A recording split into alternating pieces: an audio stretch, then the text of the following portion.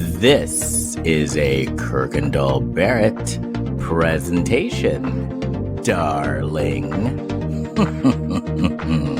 Feed me, meow, meow, meow. Because of this podcast, I'm a gay icon. I'm so hot. I'm so good looking. My salad dressing is amazing. Like the internet at large, there are things you can do on the internet besides porn, but most of it's porn. A lifetime of Hallmark.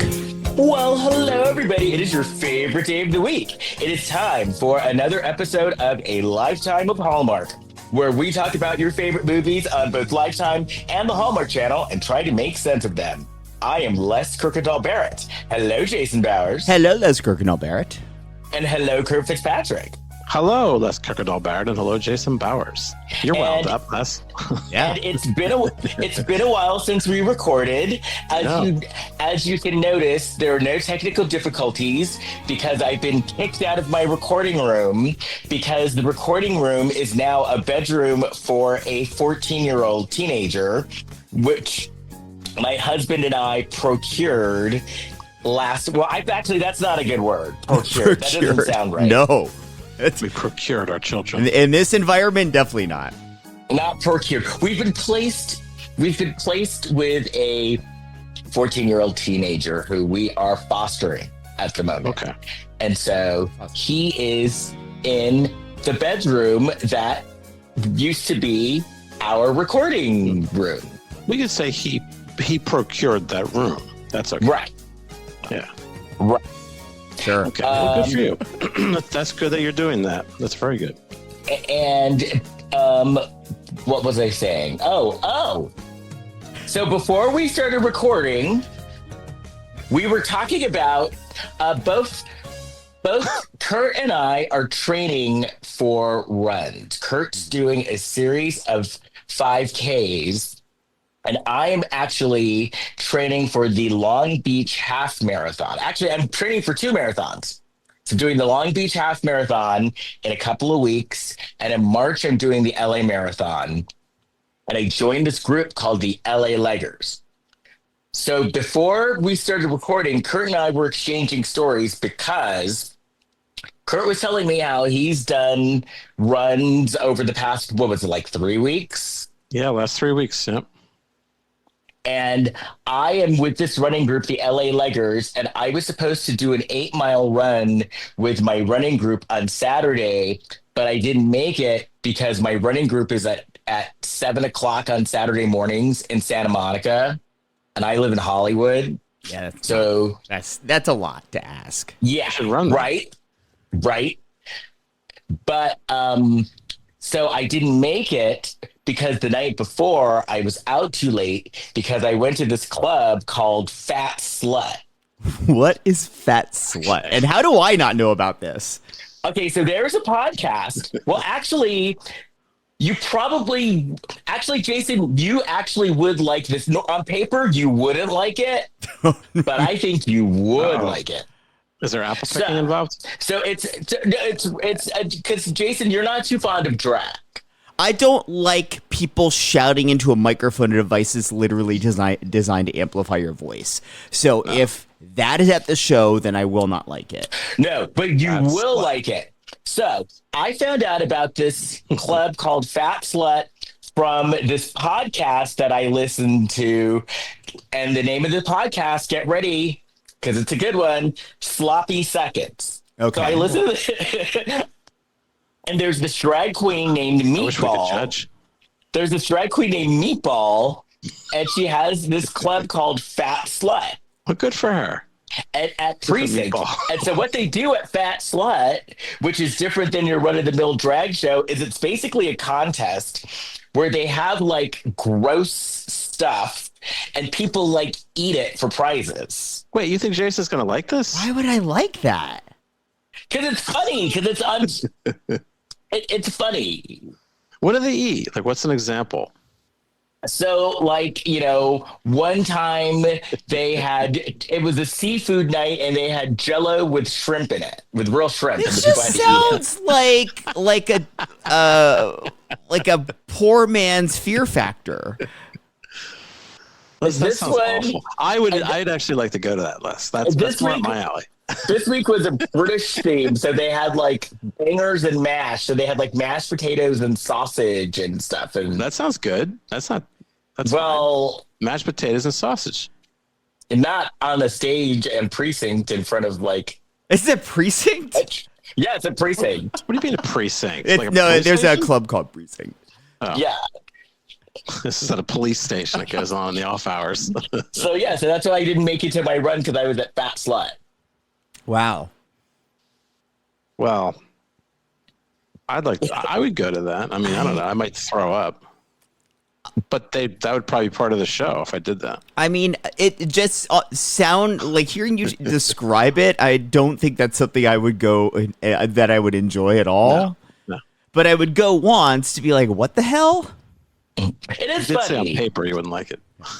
Yeah, I said on paper you wouldn't like it. I think in But reality I wouldn't like either. it.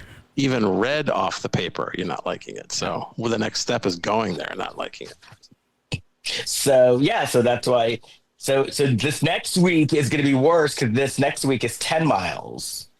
Well, you have to, so And you have that's to going to stay be the on night a before. stomach full of Jello shrimp. Ew. Right. I Well, like no, shrimp. I have another Disgusting. problem. I have another problem because on but- Friday night, because it's always on Saturday mornings, my run, and on Friday night, my friend is go-go dancing at the Eagle. Oh, you're bringing these problems on yourself. Like a friend, and it's like Yeah. a friend, like a buddy of mine. These aren't problems.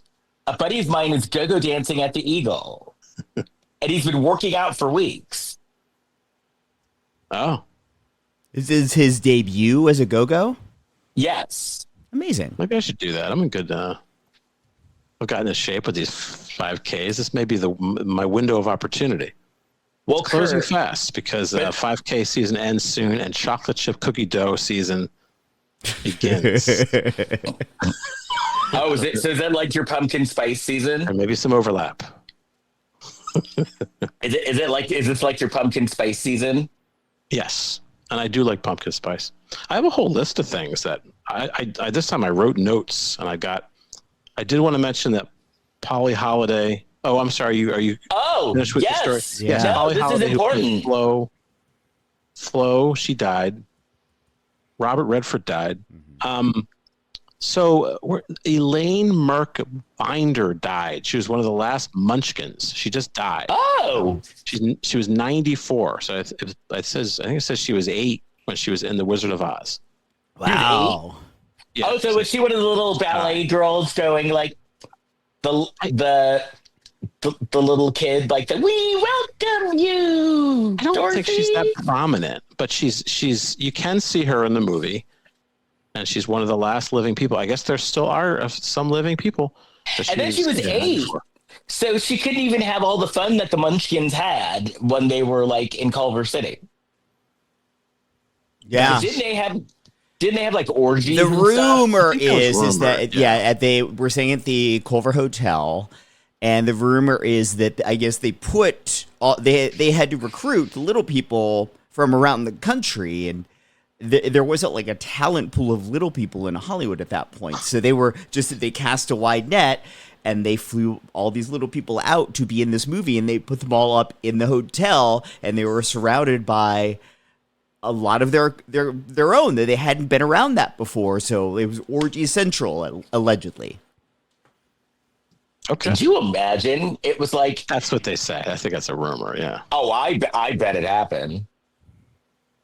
got a couple other things. Sean Astin was one. He's our new SAG-AFTRA president. He's our new president. Yeah. Also, Patty Handy Slides was elected in the SAG-AFTRA Michigan. She not the president, but she's. I just like her name, Patty Handy Slides. And I just saw Sean Astin killed off and in the Kiwi Han movie Love Hurts, Kiwi Kwan's movie Love Hurts. Sean Astin had a cameo. He got killed off. Oh, I haven't seen that. Christopher Nolan is elected president of the Directors Guild. I didn't see that. Wow. Yep, that happened. I saw the Emmys. That was on recently. Was Dave Florence Bargatze. Jean Castleberry in Memoriam Flo? Holly Holiday? I did not see the in memoriam. I didn't watch the whole show. I forget the timeline of how this happened, but I think she died after the Emmys happened. I don't remember the order of things, but I think that was after. I thought Nate Bargatze was fine. He's getting a lot of shit. Mm-hmm. Why? Would he do something else? Oh, because of the whole the whole taking money away thing. Yeah. So the problem with that is that most people, like 99% of the people sitting watching the Emmys, can't relate to somebody being able to donate $100,000 and then being able to donate $250,000. So that's why that doesn't work. I feel like it was a fine, solid enough joke thing to play off, but they kept going back to it throughout the show, and when they would put the actual counter on the screen during somebody's heartfelt speech, it felt shitty. It felt really shitty. Yeah. I didn't, like I said, I didn't watch the whole Emmys, but that was my take on it. I thought that nobody can really relate to that. It's like, really, you give me $100,000, you know. That was that. So those are the highlights. I watched the MTV Awards too. That was perfectly fine. That was on CBS for the first time. Oh, so that's why I saw it for the first time in years. Going mainstream. LL Cool J was the host. Oh, well, that makes sense. CBS. Yeah, he's at NCIS. Was Elsbeth there on the MTV Awards? Yeah, I don't.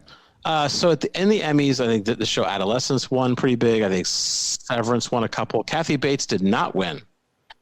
That's a travesty. She did not win. Well, Britt Lauer won for Severance. Yeah, Severance woman won, yeah. Kathy Bates is a national treasure. She'll be fine. And nothing else happened in the news. That was it. That's fine. It's our last show. Because of the Rapture? Well, the Rapture's tomorrow. That's tomorrow. So if you're listening to this, sorry you didn't make. Well, actually, this is going to come out on the day of the Rapture. So if you're listening, either the Rapture hasn't happened or it's in the process of happening. Yeah. This might be part of your Rapture. In fact, Good luck, you're pack listening light. to this. Yeah. Pack light. Yeah. Or pack light anyway. Or like I said, it's like those other two things are womp womp. You're still here. Yeah. Yeah, they have a Rapture about every 10 years or so, and things just keep going on. Well, it's like Coachella. Like they just keep adding Raptures. Like Coachella adds weekends. Like, are we gonna wake up tomorrow and we're gonna hear like, and you hear Debbie Harry singing? Oh yeah. I was gonna bring that up. I forgot about that. I was gonna say, Fab Five Freddy told me everybody's fly. DJ spin, and I said, my Flash is fast. Flash is cool. I saw her in concert a couple of years ago at 77, and she looked and sounded great. She's 77. Yeah. 77. Yeah. She's probably like 79 now. She's probably pushing 80. I guess the other news thing is Oliver North married Fawn Hall. Yeah, that was weird. Now, I told you a story that I can't repeat on mic. Oh, yes, yeah. But what you said, that is public knowledge. Like if you look at her Wikipedia page, her struggles are mentioned there. Yeah, but I can't. All right. Join our Patreon page to find out about Fawn Hall. Everyone looking for hot new Fawn Hall content. Yes. Getting those clicks. Could you imagine we wake up in the morning and like we're on the news? I mean, we would have to say something very big and controversial, like have a really big scoop of some sort. Right. Oh, man. Do I have anything else? I think that's it. Oh, man. Oliver North marrying Fawn Hall. Maybe that is the Rapture. Perhaps. Maybe. Jimmy Kimmel is back on the air tomorrow night. Tomorrow. Well, as of Wait, tonight. just in time for the Rapture. When you're listening, Tuesday. on the this Rapture is episode. I think this is good timing to reschedule them on Rapture Day. Because Right. if the Maybe Rapture something we don't. doesn't happen, then ABC could be like, hey, look, maybe you're being lied to as Christians. And then if the Rapture does happen, well, then Kimmel never airs anyway. Damn, man. Tomorrow's Rosh Hashanah. Tomorrow's Rosh Hashanah as well. A lot going on. Should really organize It's like a big calendars. It's like a big day. We live in a very complicated world. these Who days. knew? Who knew that like Tuesday? I thought it was just going to be Tuesday, but there's a lot going on. All right, last thing I'll just say, Scott Baio was pissed.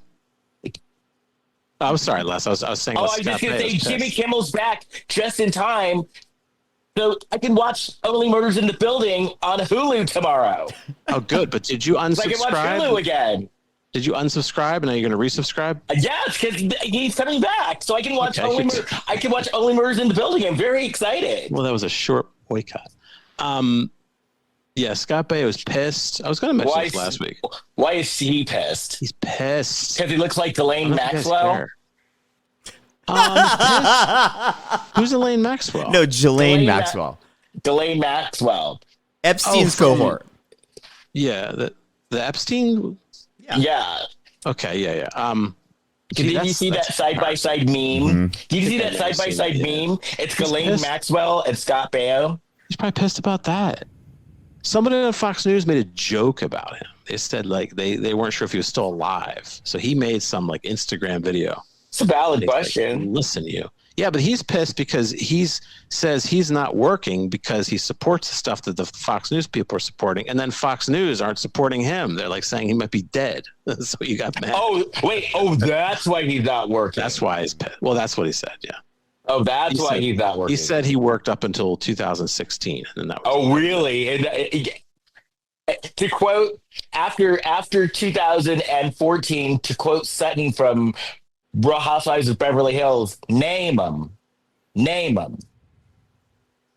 Your movies, name them. Oh, yeah. oh Zapped. No, I think Les is saying the movies since 2016 or before 2016 that he was doing. Oh, before 2016. Yeah. Well, he was doing some show. Like leading up to. Yeah, He was name doing 'em. some show. He was doing some show that I never heard of. That was up to that point. It was on like some On what, like Tubi? cable channel or something. Tubi or like All right, just keep it in the loop. What's happening? In the world. We TV. Yeah. All right. I hope you appreciated that. I took. Well, I- and I Scott took Baio, notes. you're more than welcome to come on this podcast to fight if you want. Yeah. Nah. Do you guys want I'll that? fight you. Oh, hell yeah. I would have Scott on. Yeah. Okay. All right. Because there's still a lot of like TV and pop culture stuff I would like to talk to him about, but if it turned to politics, I'll push back. And what about his little network DAC or the GAC network or whatever you call it? Wouldn't they want him there? Maybe, Well, but yeah, but we also want like him, so. he's pushing 70, isn't he? It's not exactly like he's bringing in a young demo where the ad dollars are. Well, when they have that Epstein miniseries, he could be Ghislaine. All right. And Well, you know who I would love to beat him up? Kurt, you have any Blac Chyna in it? Doing a piece of China. I'm talking China. The Blac Chyna Report. Here's Kurt Fitzpatrick. What kind of segue was that? he wants Blac we Chyna don't to have- beat up Scott Baio. Well, we don't have Tokyo Tony news. I know Tokyo Tony would beat him up. No, I did look, but I do have some Blac Chyna news. So this is from liveaction.org. An article written by Nancy Flanders. Blac Chyna addresses backlash for a role in film. Oh, this might be a little controversial, but hey, we might get on the news. Okay. Blac Chyna addresses backlash for a role in film about a pro-life activist. Okay. Scott Baio in that movie.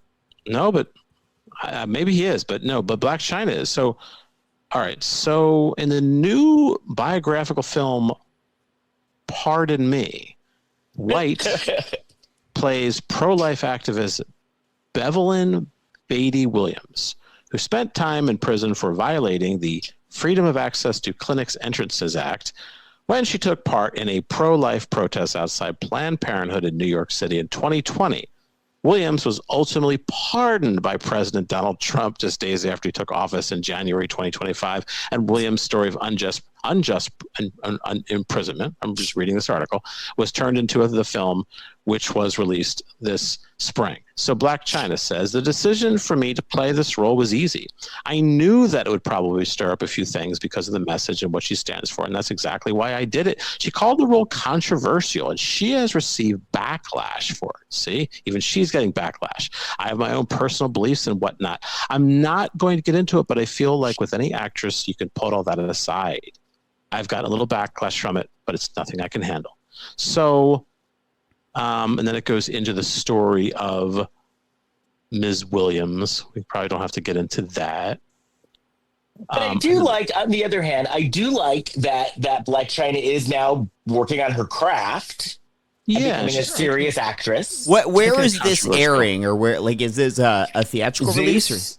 Zeus? This seems to be a real movie. I'm wondering because it sounds like it might be like a pro-Christian thing, and maybe that's why there's some backlash here. Pardon me, movie. Yep.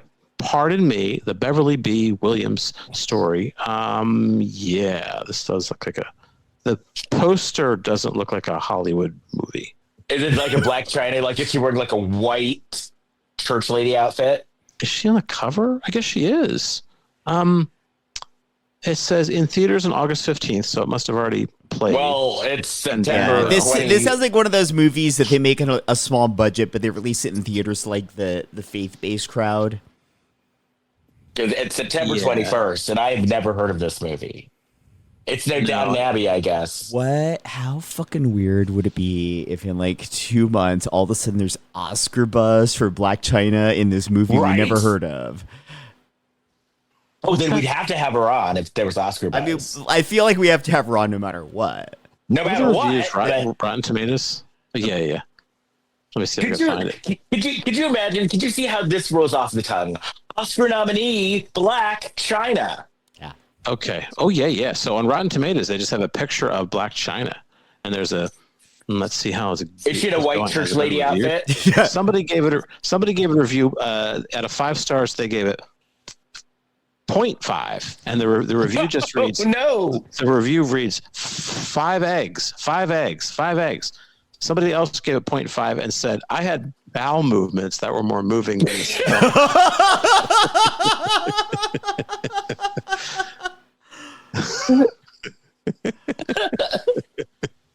Let me see, read all the reviews. There's only 3 reviews. I don't think too many people have seen it. I think just 3. One person liked it. They said success in 2 hours and 6 minutes. And then they have like a gazillion exclamation points.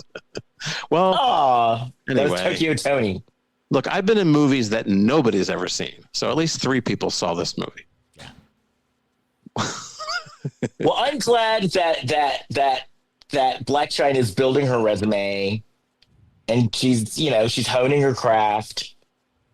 She's getting out there. She's getting out there. Okay, well, we promoted this movie, so we're helping her out. Yeah, of course. Yeah. And Blac Chyna, if you want to come and promote your movie, you're more than welcome. I don't know about this movie, what this is about, but it's about 2 hours and 6 minutes. Yeah. Well, I'm not going to watch it. I have other things that I have to watch. I'm surprised that June Squibb isn't in it. No, she gets better work than this, apparently. Yeah. She's in a union, so she gets some good stuff. And there's Oscar buzz around her for that new movie coming out. Eleanor the Great? Yeah. The trailer looks really good. Yeah, it does look good, yeah. June has been putting out some bangers lately. Mm-hmm. Squibb? Yeah. Yes. Yeah. I thought she could have been nominated for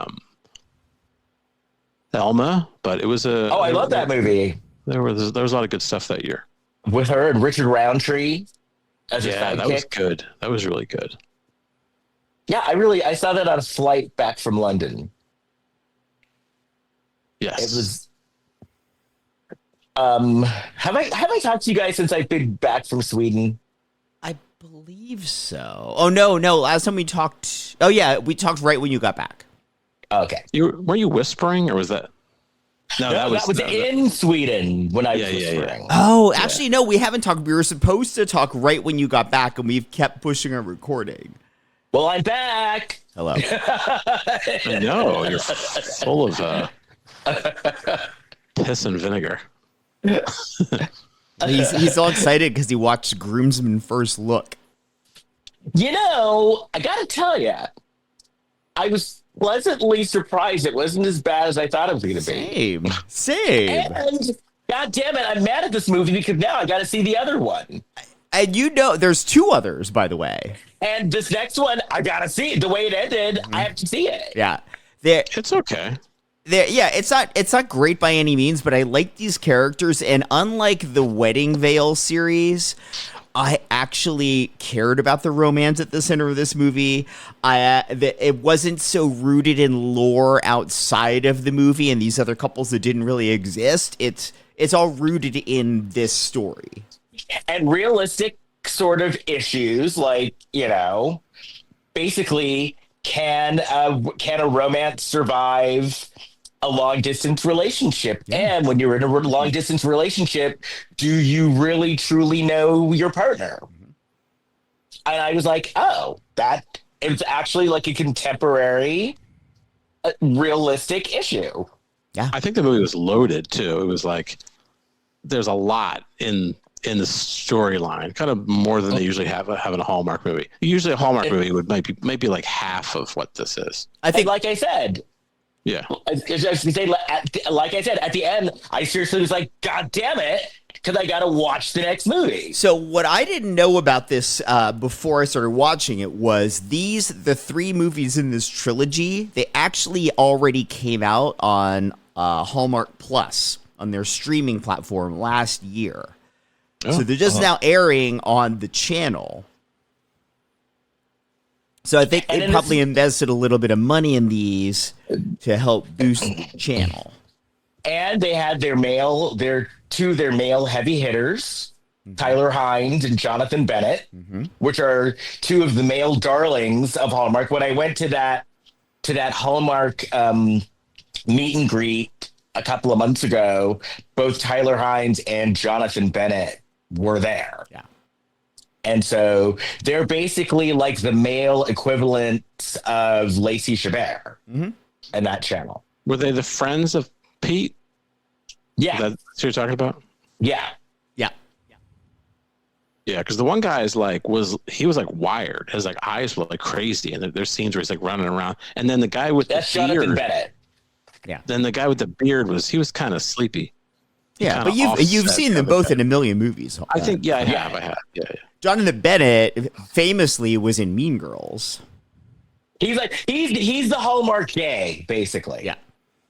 What I loved though is I don't know that in a Hallmark movie that and we'll see it in the next one, not in this one, but I don't think there's ever been a gay couple at the center of the Hallmark movie. Like Hallmark has definitely had gay characters and gay romances, but they've been the secondary characters, not the main romance of the movie. So the next one with Jonathan's character, I think that's kind of groundbreaking for Hallmark. Yeah. Yeah. Well, Jonathan Bennett is best known for doing that show on the Fringe festivals where there's a gorilla on stage and the gorilla just sits there the whole time. Like the Orlando Fringe and every Fringe. I don't understand the reference. The people in Orlando, they go and watch a gorilla on stage for an hour, and then they all start yelling at each other, and there's all sorts of controversy. Oh, yeah. It's this show, Jason, because we have a friend named JonBenét, and there's a show that they have at different Fringe festivals. A gorilla sits in a rocking chair for an hour. On stage. Yeah, what is it called? Let me look it up. A gorilla sits in a rocking chair. A man in a gorilla suit sits on stage. I'm getting JonBenét Ramsey. Hold on. Gorilla.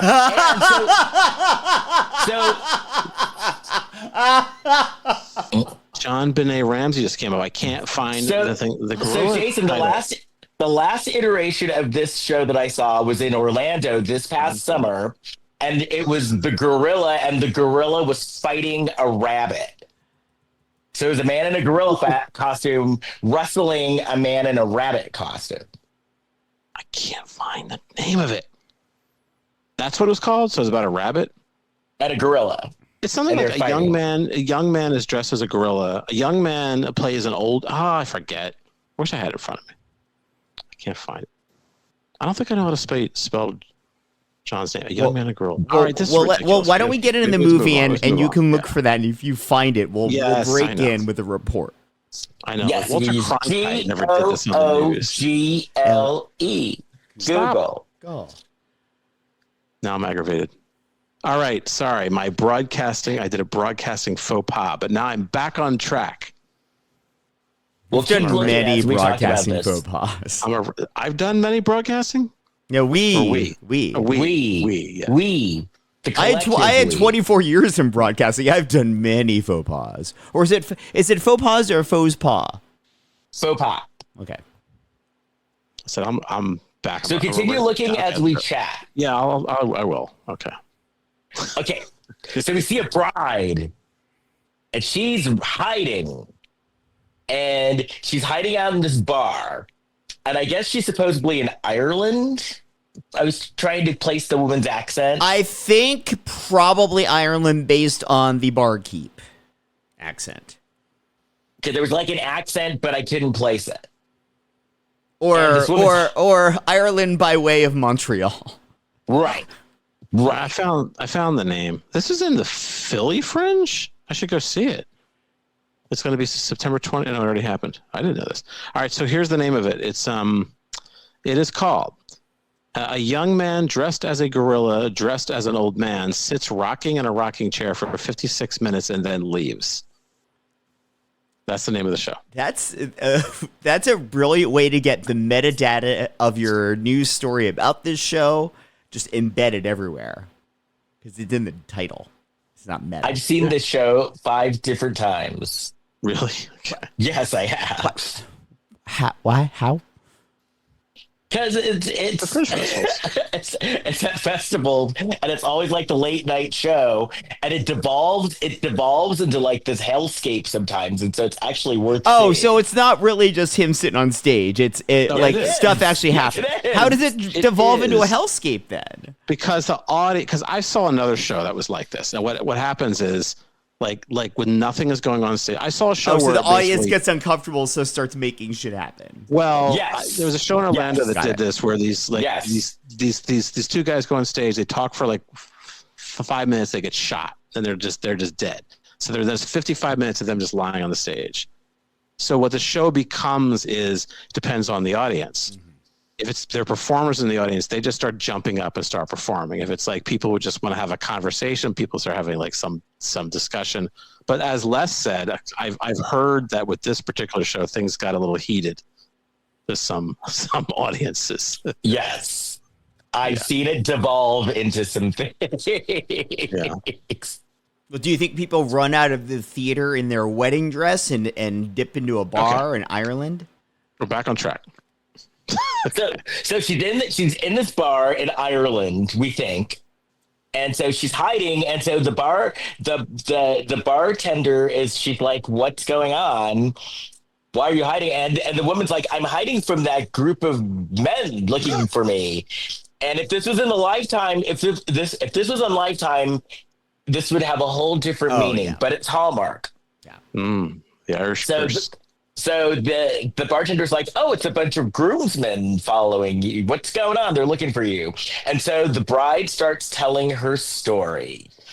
So she says, so she goes back in time to, they're at a wedding. We see Pete, Dr. McGuire, and he bumps into a woman. And it's kind of like the meet cute, the Hallmark meet cute. They're chatting. We find out that she's the bridesmaid to the person getting married. They chat, meet cute. She fixes his bow tie. And they're both very hot and had good chemistry. Very hot. Good chemistry. Yes. Yes. And the lady, I've never seen her in a Hallmark movie before. I have not. So either. maybe this was her debut. Maybe. To her welcome into the Hallmark family. He's kind of a mumble mouth, though. He's very awkward around her. Yes. They're both doctors, so they both pediatricians specifically, right? Yes. Yeah. And we find out, so she's giving the maid of honor speech. And the maid of honor is a woman named Hannah, and Hannah's brother is Danny, who is Jonathan Bennett, who is best friends with this guy Pete and with the other guy played by Tyler Hynes. Right. There's a lot of characters out of the gate here. I got lost. Yeah. Right. And then they walk back into the room and Jonathan Bennett is telling a joke. And he then goes and starts chatting with Tyler. And then the woman named Chelsea, she goes up to do her speech and she's really nervous and her phone dies. But she actually turns it around. Yeah, because Pete had given her some advice beforehand about how to handle a crowd when you're nervous speaking in front of people. Yeah, you imagine people in their pajamas. Yeah. So she then turns it around and wins the audience over. So then we see Jonathan Bennett, and he has a male date, which I was like, yay, very good. And then we also find out that the Tyler Hynes character, the son of the woman getting married, has a crush on his daughter. They're both 13. Oh, yeah. Yes. Because he offers her a piece of cake. Yeah, and she says, nope. The ultimate show of affection. Ultimate. Yeah. She said, well, I think so. Fuck no. Fuck no. Yeah. Really rude. But then he eats the cake himself. Yeah. Well, you would do that, Kurt. Of course. He's eating his feelings. He just got crushed. Yeah. Then, obviously, they have a budget because they were playing Shake Your Groove thing. Yeah, like the real version. Yeah. Then they started dance routine. I saw Santa Claus there, too. Did you see that guy with the big the white beard? No. Yes. Santa Claus? Yes. Oh, is that the one we met, him. Les? No. Okay.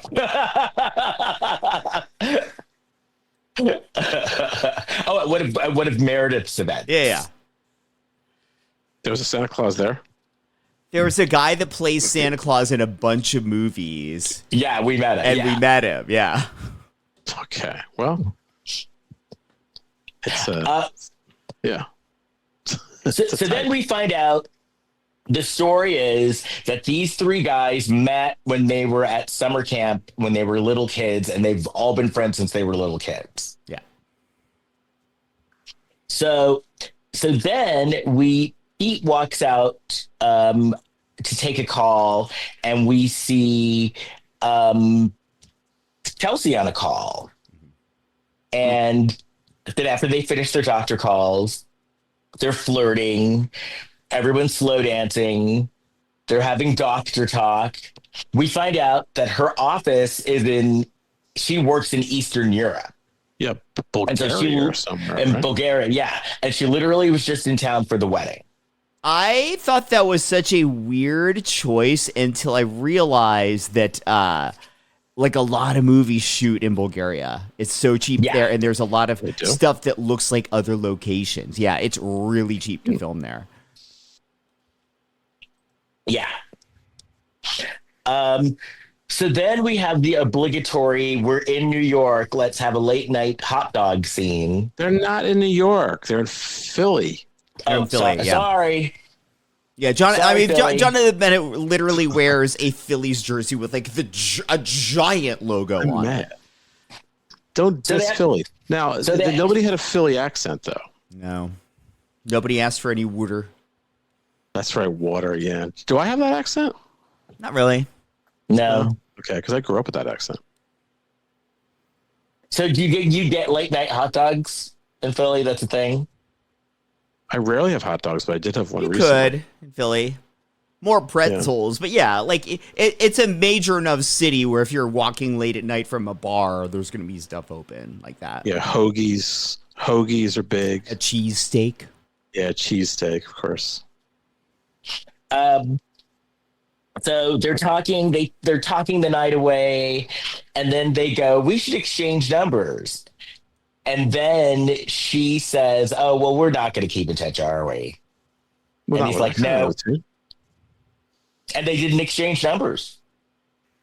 I liked that moment because it felt real. It felt like I've definitely met people where like we're having this really magical night, and I know I'm never going to see them again. Sometimes that's why it's a magical night. Yeah, for sure. That's the thing about this. So then oh, go ahead. No, I just think that Pete, I've got good news for Pete. Like, you can find a woman. Like, you're a doctor. A good-looking doctor. Yeah. You're a good-looking doctor. I have a friend who had this issue. He's like, I have trouble finding. You're a doctor. I think at this point he was in, like, residency, but then, like, he's a doctor. He's a podiatrist.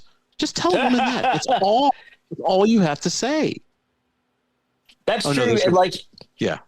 Especially like if women have like bunions and things, like, look, lady, I can fix your bunions. That's even better. Great. So they leave. So the next day, bunions.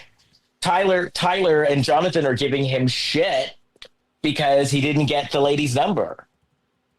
And because I guess they're all staying at the same hotel. And so then they're like, well, no. The guys were at their like local. The guys all live in Philly. Oh, okay. She was the one visiting, staying at the hotel. So they're at their like normal hangout bar. And they're like, you need to talk to her. You need to talk to her now. Yeah. And so, oh, that's right. So then they go to the hotel, and the bellhop is like, oh, she already checked out. But then they look over and they see this woman from behind getting into the cab, and Pete runs trying to catch her and trying to catch the cab. And as Pete's running down the street trying to catch the cab, Chelsea walks up to the guys, and she's like, hey, what are you guys looking at? If a guy that I didn't even have a date, that I just met the night before, found out what hotel I was at and literally started chasing my taxi down the road, I understand why that's romantic in the context of the movie. But if that really happened, I would think that guy was a sociopath. Right. I would too. I don't see how a woman would like that. I would feel like my life is in danger. He knows where I'm staying and is literally chasing me. I wouldn't even look at it that way. I would look at it as somebody who's like very needy. Almost yeah, like that too. He's to the point of desperation that he's like running down the street. It's like, are you serious? Yeah, I said, I'm not giving you my number, so you found my hotel, you creep? But she liked it. Well, she was abused. Well, it's not. Listen, if people are planning on doing that, it's not a good idea. Yeah, don't. Well, she liked it. that goes in the same bucket as a public proposal. Yeah, a puppet? No, a public proposal. A public proposal. Oh. Okay, like on a jumbotron or some shit. Don't do that. Oh. We've talked about that before. Puppet. Don't propose as a puppet either. That's bad. Unless you are Sherry Lewis or Lamb Chop. Right. Yeah, those people. Total aside, by the way, a friend of mine lives near, I think, one of the restaurants where they have like Emmys after parties. And so he and his partner were like out on their balcony, like shouting at all these celebs walking by, and they see like Jamie Lee Curtis and somebody else. And Lamb Chop got out. Like the Chop. Somebody was there with Lamb Chop and walking the red carpet into this Emmys party. See, I suggested having Sherry Lewis's daughter on the show, and you guys said no because Lamb Chop was like from like 60 years ago. But now Lamb Chop is on the scene and doing the red carpets. Well, it might be time. No, I think I told you that I'd be on board with having Lamb Chop on Sherry's daughter because of that weird fight you had with the manager or whatever. Yeah. I think that alone, have Sherry Lewis's daughter and Lamb Chop on the pod. Let's do it. Yes. Yeah, because I had that weird experience with the manager, and I found out that David Copperfield has a private Lamb Chop museum. I'm that manager. That's so weird. It's we so all weird. Know now. The public knows now. I didn't sign a non-disclosure when I had this private conversation. So a Lamb Chop. A Lamb Chop museum. I wonder if they're they try and revive the Muppets every couple of years and they'll do new iterations. I wonder if they're like trying to revive the Lamb Chop brand. Like if Lamb Chop would co-host a podcast. We could bring Lamb Chop in as the fourth chair and just talk about Lifetime and Hallmark movies with Lamb Chop. Yes. Wouldn't you love it, like Lamb Chop talking about Lifetime movies? Yes. Well, that Lamb he Chop saw. has to contemporize, yeah. Like, and then she changed him in the basement. How creepy is it to imagine David Copperfield just like alone at night walking through his Lamb Chop museum? Lamb Chop. And then they changed her up in the basement and had a refrigerator full of her breast milk. Well, you know more than I do. I don't know what Lamb Chop sounds like. Okay. Remember that movie? No, what are you talking about? Remember the movie where like the women held? Yeah, she had the people captive with Rebecca De Mornay. No, it was a Lifetime movie. I was like 1992. It was a Lifetime movie where the women had the real woman chained up in her basement, and she kept on she was forcing her to express breast milk, and she was pretending to be like. But wasn't that also a thing in The Hand That Rocks the Cradle?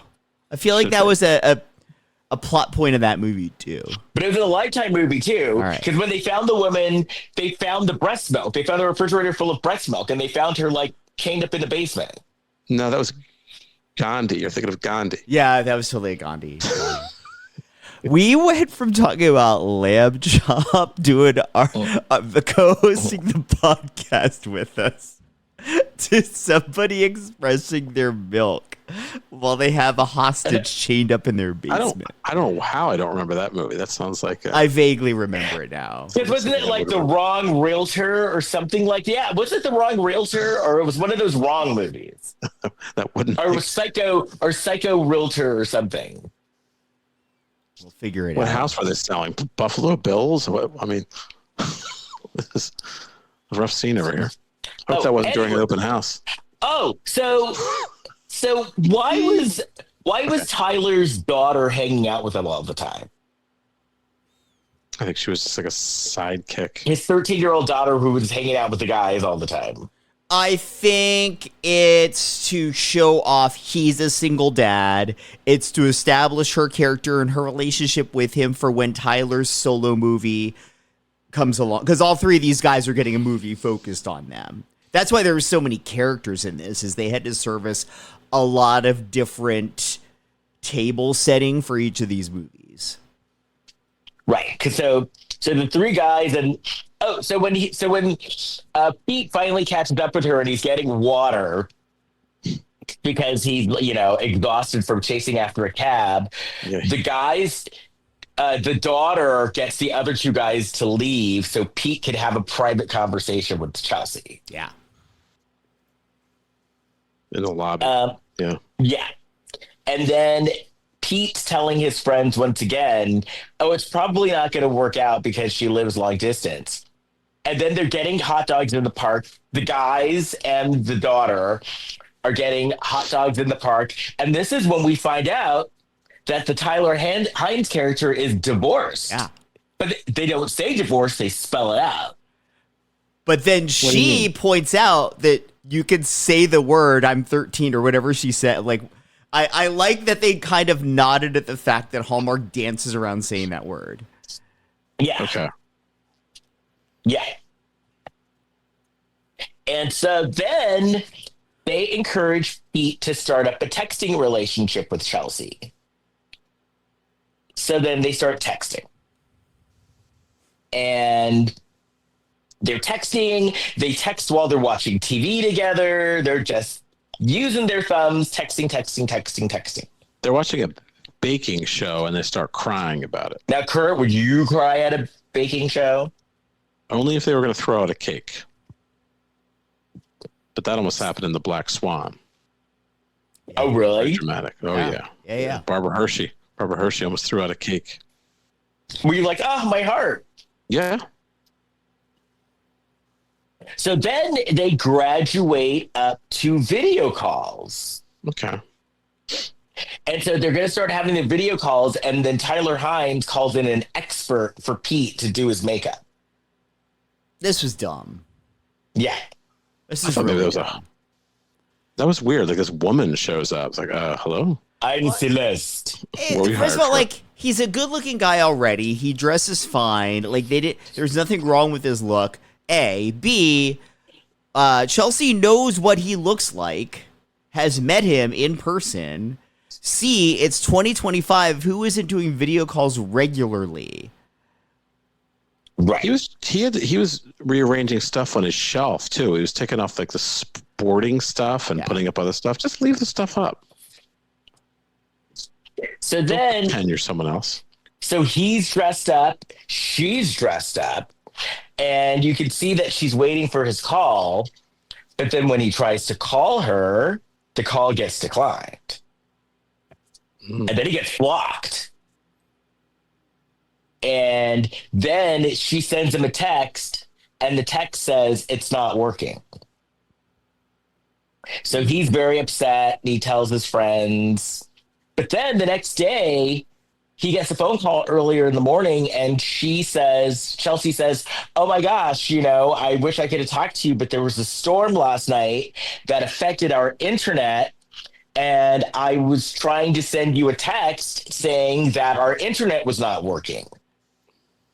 And so that's why it's not working came up. And so then he was all relieved. Then they're trying to figure out when to see each other again. Then it's Milo's birthday.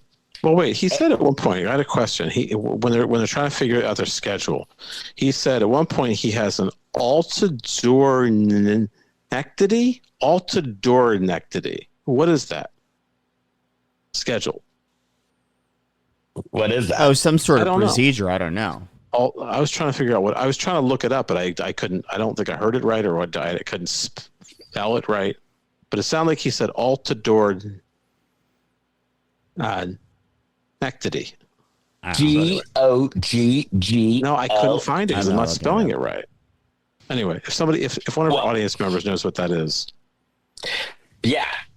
So he's at the birthday party, and then Chelsea calls, and then Chelsea is there at the birthday party. Well, Yeah. it's a good thing he wasn't there with another chick. Right. She And surprised him. so they're happy again. They're happy to be together. And then they're going to have a date.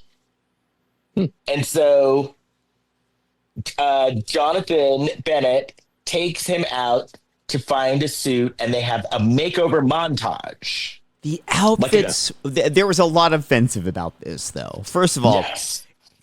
in the telling of this story, Jonathan Bennett's character, Danny, while he was gay, he was not like the fun, fashionable gay. He is like the gay that's into sports and is always wearing sports jerseys. So for him to be the guy that's like, I'm going to take you for a makeover for your date, didn't seem believable. But he did drink champagne the whole time. He did. But the outfits that Pete was getting in all looked terrible. They were tacky as fuck. I like the first one. But yeah, the rest of them. It looked like stuff you would buy at Block Party WeHo. There was one that was okay. Have you ever shopped there? I've never shopped there. I have bought I have purchased items there. But I've never like, let me go get an outfit. It's never for an outfit. It's always Yeah, like a what? costume piece or, poppers. Or what? Or poppers. Poppers. Poppers. And they're literally right at the bottom of my street. So if I need a costume piece or poppers, it's right there. It's like going to the 7-Eleven. It kind of is. So then they go to this fancy, Chelsea and Pete go to this fancy restaurant. They both look miserable. So the next thing you see is they're at like some diner having Philly cheesesteaks. There's also a guy playing the guitar at that restaurant, like just hovering over them. Yeah. Yeah. So then they're eating Philly cheesesteaks. Wait, can we back up just a second? When Pete picked her up at the hotel, they were clearly trying to invoke that scene in Beauty and the Beast when Belle walks down the stairs in the gown. Even the music cues, if you listen, it was definitely inspired by Beauty and the Beast. Oh, I thought it was Beauty more. and the Beast. I thought it was all about Eve, like All about Eve. Betty Davis. Betty Davis is walking down the stairs. Like, fasten your seatbelts. It's going to be a bumpy ride. No, because you had the hotel manager or bellhop guy or whatever basically playing like Lumiere, like introducing the Beast to what Belle's gonna look like, and then like pumping, talking about how romantic it is and is it love in the air kind of, and then she walks down and he's in awe. A little saucer. Look, the kid's a little saucer. Yeah. I'm not supposed to be talking to you. I'm not supposed to talk to you. The saucer started talking to me. Yes. Oh my god! I think my brain has spun out of control. Anyway, let's get back to business. Oh, so then Chelsea tells Pete, I came to break up with you. That's why I came here, but I couldn't follow do through. it. Stop But I wasting couldn't do time. it. She couldn't do it. Yeah. She's like, I was going to break up with you, but now that I'm seeing you, I can't do it. She had the easiest out. If she wanted to break up with him, she could have fully ghosted him. She lives on the other side of the world. But she didn't. She fought. She showed up, and she was instantly stigmatized. Well, I think these folks are really rolling the dice here. If this works out, it's a lot of it's based on luck. I mean, couldn't you say that about a lot of relationships? But this one, they haven't spent the time together. No, but I will say, in fleeting. fairness to the Hallmark movies that I normally beat up for this, they actually built this relationship for the audience. We get to see them getting to know each other, both through their texting and whatnot, but also like when they're together and finding out in real time as their relationship happens. We get to see. All right, I guess everybody has to kind of. They have a lot of decisions to make. So they're both getting advice from their friends. So Chelsea's getting advice from Jonathan Bennett's sister. Pete's getting advice from Jonathan Bennett and Tyler, and they're all saying, "Don't be the first to say I love you." Is this where on the treadmill and they're moving like as slow as a snail? Yes, Probably, yeah. Yeah. and yeah, they're all. Everyone's telling everybody, "Don't be the first to say I love you," They don't say love. but they end up saying it. Love. Okay. But Pete says it first, right? Yeah. Well, he chases the cab again. Yeah, because she gets in the cab, he chases it. He is in the worst shape for somebody as attractive as him. Right. He's like skinny fat. But he needs to train for 5K. can't run after a cab. See, I could and Les could. I could these I days. think I In could. the half mile. I mean, You definitely half could. marathon. Yeah, I think I I could. get the notices, Jason. You work out like every day. I get the notices. What's that from? The Apple Watch. Fitbot. Let's go chase cabs. Yeah. So, Scratch the But yeah, he microphone. chases it, and he's like out of breath. He says, "I love you." Wow. so then Okay. So then he decides to go visit her in Eastern Europe, and he's going to propose to her. Yeah, he's got a ring. And everyone's like, don't you think it's too soon?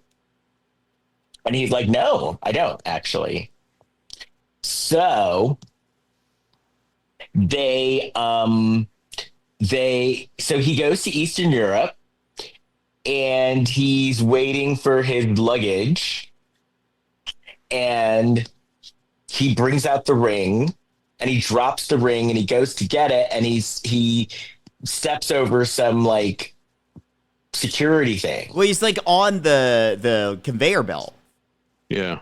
The luggage turn is on there, and so then he ends up going into like this secure area. Yeah, he crawls in. So Chelsea gets a call, and she goes and bails him out of jail. And he's being questioned by these people and the security people. She bails him out of airport security. And they know Chelsea. They know her. Yeah. They know her. Yeah. Don't know So then we meet her parents, and her parents are like so before they meet the parents, she takes the ring off because she's like, my parents don't know that I'm engaged yet. And so she takes the ring off and gives it to him. But then when they get to meet her parents, it turns out that it's a surprise party. And the people in customs, or people in security, called and told her parents what was going on. So they already knew that she was getting married. Yeah. Because remember, they're walking in because she took the ring off and they were holding hands, and then she slipped the ring back on as they were holding hands. So her parents are like these rich, snooty people. Yeah. And the mother's a little too much, a little overdoing it. Yes. So he says he wants a small ceremony, and the mom like freaks out. On the beach. Yeah, she's not happy about the concept of her daughter getting married on the sand. Yeah, she's twitchy. Yeah. It's as if someone just poured sand in her eyes. She's very upset. I'd be upset too if someone poured sand in my eyes. And That's where I draw the line. And then Chelsea's like, can you just, not say that? About being on the beach? Yeah. Did you take her to the beach? That's what we planned. But all we would have done was, I forget.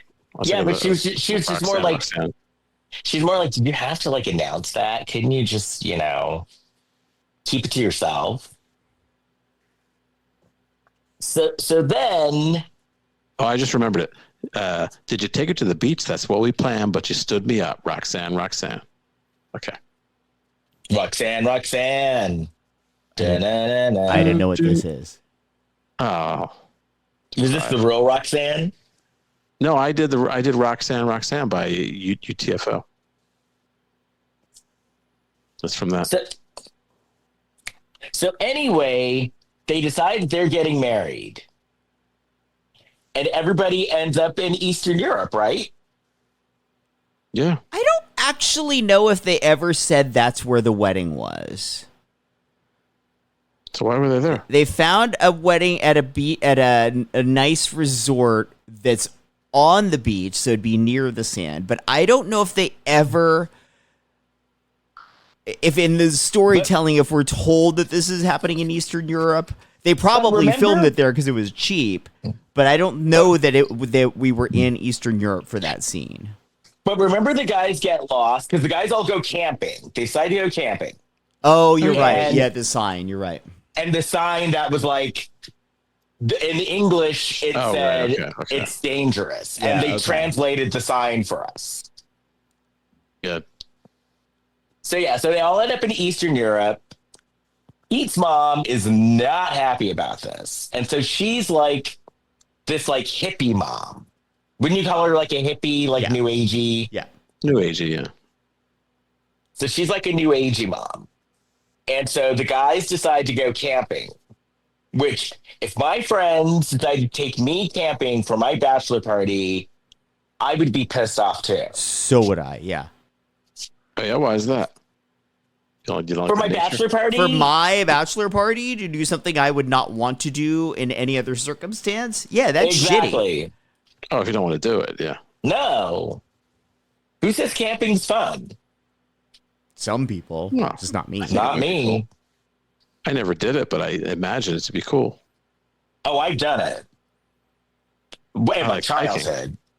I like hiking, but I've never actually spent the night in the woods. That seems unsafe. I would sooner go to Musical Mondays than go camping willingly. Oh, that's really bad. If Jason would rather go to Musical Mondays than camping, that's bad. Yeah. Because Musical Mondays, I can walk out of and go home. Camping, I'm stranded. Wouldn't you want to walk the Appalachian Trail? It only takes like 5 months. I'm good. 6 months. Yeah. I'm good. Don't quit on a bad day. I'm good. Oh, I think so it's Chelsea. called pink trailing. It's called pink trailing when like a guy hikes the Appalachian Trail to get laid. Like he's trying to hook up with other with women who are also doing the trail. It's a thing. Pink trail? Pink trail. Really? Oh, I thought it was walking down Santa Monica Boulevard. Ah, No, it's got multiple meanings. Now, do guys get laid when they're doing the Appalachian Trail? I'm I'd sure someone has. imagine. Why else would you do it? No, but you got to be dirty and stinky, you know. Well, some people are into that. Yeah. Well, I've already said too much. No. So Chelsea's starting to have second thoughts. Because now she's like, this wedding's going to be in 2 days, and I really don't know him, and maybe this is all happening too fast. Which is a rational thought to have, given the circumstances. Right. And now that everybody's in Eastern Europe for your wedding. And meanwhile, the men are lost while they're camping. And so then Chelsea's still fretting, and she doesn't know about her vows, and she's just starting to freak out. And Pete's mom is kind of giving her the stink eye, and then her mom is kind of freaking out because of the small wedding thing. So it's a shit show. And the men are missing. And there's a storm. They're lost in the woods. Yeah, lost And in the they're woods lost. with a charcuterie board. Right. Oh, by the way, it's pink. It's pink blazing, apparently. Pink blazing. Yeah, that's what it is. That Pink sounds like blazing. somebody needs some ointment. Right. Well, you're walking around. Yeah, you got some. You So walk then- into your raw. All right. So then what else happens? It's just like a shit show at this point, right? Well, there's a giant. They say it's a giant storm, but it sure doesn't seem like it. It's over pretty quickly. They're making it like look- they're talking about the storm, and they see news reports of the biggest storm ever. We don't really see it on camera. We don't see that No. it's like devastating. They just talk about the lead up to it as if it's going to be awful. And we hear rain in the background as the guys are bickering and stuff, but like we never really see the storm being bad. Right. No, it's like a tsunami. They spent all their money on the Shake Your Groove thing, so they couldn't really do a lot of green screen of like trees being ripped out of the ground. Nothing. They found a cave somewhere, so that's good. Yeah. And then And they had a charcuterie Right. board. They had girl dinner. Girl dinner. That's what they call a charcuterie board. Oh. Well, Yeah. See, Kurt, you learn things on this podcast. let me see. Charcuterie board. Yeah, Let me they get call my it girl notes dinner. here. Oh, by the way, I did want to point this out. When they were going through the trail through the woods, Mm-hmm. and there was a sign saying danger, but they couldn't read the sign. Don't you think there should have been somebody there to kind of give them a warning?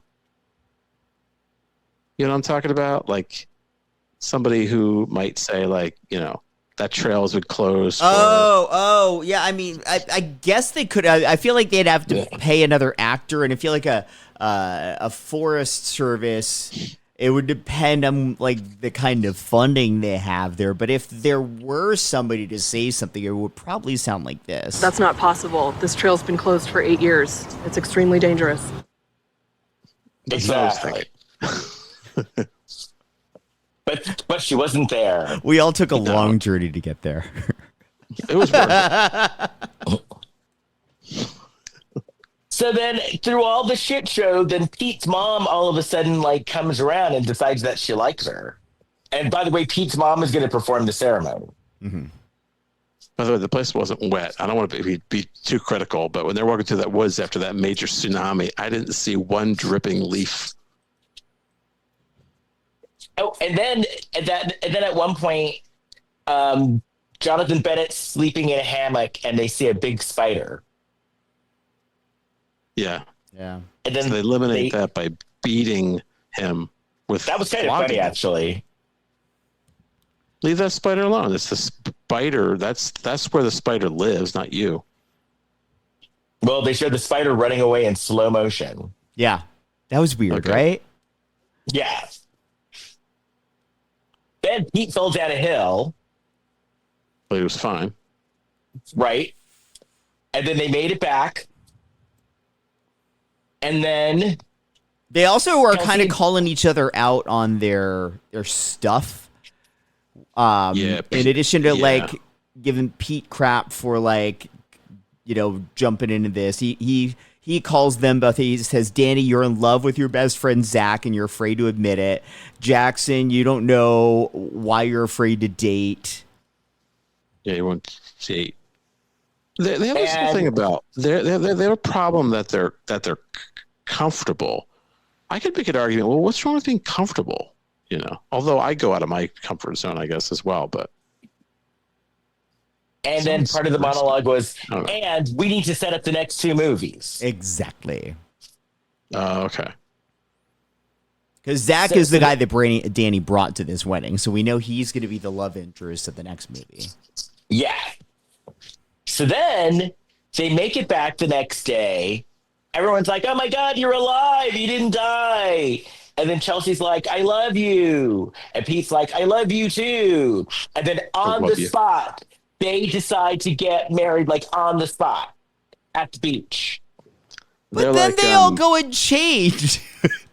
Like they didn't do. Cleo. It would have made sense to do the wedding right then and there because they're all literally on the sand. Yeah, I thought that's what they were gonna do. And then like cut to they've all like showered and stuff. Like you don't shower. It would have been cuter if they just did it right then and there. Yeah, I don't know. Then they had a wedding. They cleaned up, and then they had a wedding, and they kissed, and then they cut back to the bride telling the story, and the bartender's like, "So why are you hiding out?" So why are you here? And then she gets ready to tell the next story, and then it's like, boom, the next movie. And that's why I was like, God damn it, they set this up really good. Because now I want to watch the next movie. I will say, when the bartender asked her, like, "Yeah, why are you here then?" I, as the audience member, was like, "Oh yeah, why is she here?" And then it was like, I don't know. She's not the center of the next movie because that's the Jonathan Bennett romance. So she must be the guy that Tyler Hynes is with in the third movie. That's the only thing I can think of. Because I do love the fact that she's not in this movie at all other than telling the story. Yeah. So they didn't really. So you know she's probably for Tyler Hynes, but at the same time, they don't give anything away either. No. So it's like, good for you. Well done, Hallmark. It makes you want to see the second in this series, and that. So I guess we're watching the next two. Well, let's not get hasty. Let's watch one more and see. Okay, let's watch one more. Yeah, that's. But I'll probably watch all three. I kind of want to. Okay, action packed. Do you want to watch the next one for next week, or shall we watch a Lifetime? We should watch the next one for next week. Then let's watch the next one for next week. Yeah, we should keep going. Yeah. Yes. So the Groomsmen second chances. And it's all on demand, so we don't even have to worry about it not showing up. It won't get canceled. I've already set it to record on Philo. So. Oh, I didn't do that yet. Well, it's on my on-demand on Sling. So there you go. I was just thinking of this because before I forget, they had I love these kind of things. So they had a thing where they were interviewing the kid from the adolescence show. And they're saying, how old is he? Like 16, 15? Yeah, and they're saying, who are you looking forward to seeing at the Emmys? He goes, well, I like my favorite actor is Jake Gyllenhaal. And I don't know what I'd say. So they set it up so they were sneaking Jake Gyllenhaal in the room, like to surprise him. Oh, like Oprah used to do. And he looks over and he sees like, I don't know what I say. Oh no! Oh. He's like, he doesn't know what to do. I love that kind of thing. Oprah used to do that all the time. They hugged and stuff. Yeah, I guess it's I don't see it enough. It's fun. Well, apropos of the spirit of the show. Well, if you want to find me, you can find me at my website, letskirkendallbarrett.com, or on Instagram at Kirkendall. Jason. Please, wherever you get your podcasts, make sure you rate, review, and subscribe to a Lifetime of Hallmark podcast. It helps more people find the show. And you can find us all on Facebook, Instagram, and Threads at Lifetime of Hallmark Podcast. On TikTok at Lifetime of Hallmark Pod, and on Bluesky at Lifetime of Hallmark. And you find me on Facebook, Instagram, Threads, TikTok, and Bluesky at Big Shot Jason. Kurt. Oh, if you want to find me, I'll be pink blazing in the New Jersey local parks. I'll have I have like a 1 mile distance through the park, and I'm sure I'll get lucky. No, I don't have anything to promote, but I'm still on the Shelf Shedding Movie podcast with our friend of the show, Jason Debray. So we've got some older episodes, and I'm sure we'll have some. Well, the Oscar season is coming up next year, and we're going to start working on that very soon. Probably intermittently this week, maybe. Yes, stuff is coming out already. You got to watch that potential nominee Blac Chyna. Yes, there's something with The Rock. It's smashing the Rock. I would love it. I got invited to a screening. I would love it if Blac Chyna at least got nominated for a Golden Globe. There's a really funny premise. There's a movie with Jack Black and Paul Rudd where they want to remake Anaconda. Have you seen? I've heard about this. I have not seen it. That looks funny. Oh God. Anyway, well, I guess I'll see you guys next week for the second part of this movie. All right. Bye. It's a deal. Bye. Bye.